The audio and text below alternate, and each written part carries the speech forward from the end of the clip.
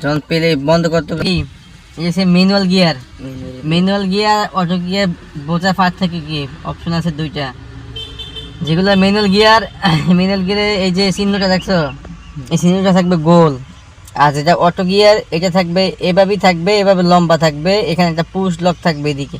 তো এই যে তোমার ম্যানুয়াল গিয়ার বোঝার উপায় হচ্ছে এখানে যে ম্যানুয়াল গিয়ারগুলো সব বাস ট্রাক পিক আপ এই যে এই গাড়িগুলোর ক্ষেত্রে তোমার যেই গিয়ারটা বুঝতে তোমার সহজ হবে যে এটা অটো গিয়ার না ম্যানুয়াল গিয়ার, দুই রকম।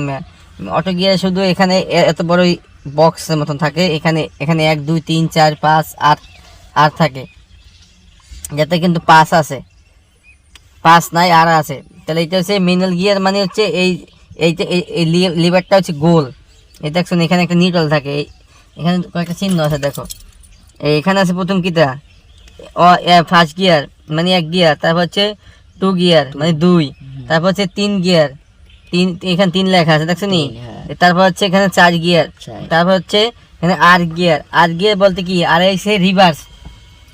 আর এই যে দেখো দাগগুলো দেখা যায়, এই দাগগুলো হচ্ছে নিউট্রাল, এগুলো নিউট্রাল করতে হয়, এগুলো নিউট্রাল করে তারপর হচ্ছে আর অটোতে কিন্তু এন থাকে, অটোতে থাকে হচ্ছে পিতে হচ্ছে পার্কিং, আর হচ্ছে রিভার্স, এনে হচ্ছে নিউট্রাল, ডি ফর ডাইভ, 2 এল হচ্ছে উঁচু অথবা ভাঙ্গাচোরা এইসব জায়গা ক্ষেত্রে চালান, সেই ক্ষেত্রে এগুলো লাগে না।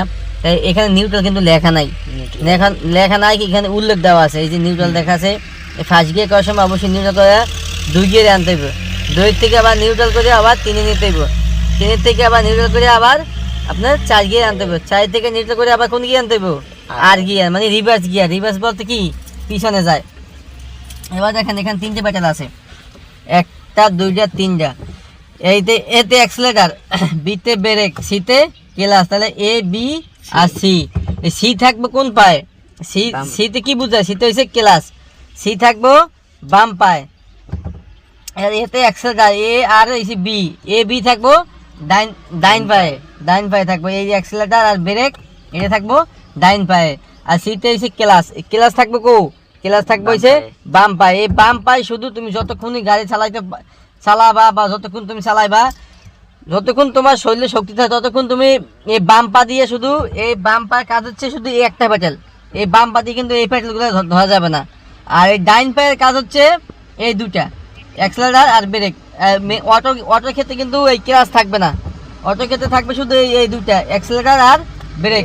ব্রেকের চাপ দিয়ে গিয়ার ফেলাইতে হইব, অটোতে ব্রেকের চাপ দিয়ে গিয়ার ফেলাইতে হইব, আর ম্যানুয়ালের কাজ হচ্ছে ক্লাচে চাপ দিয়ে তোমার গিয়ার শিফট করতে হইব। এবার দেখো এখানে কিছু নিয়ম আছে, যে স্টারিং কিছু নিয়ম কারণ আছে, স্টারিং অনেক ছাত্র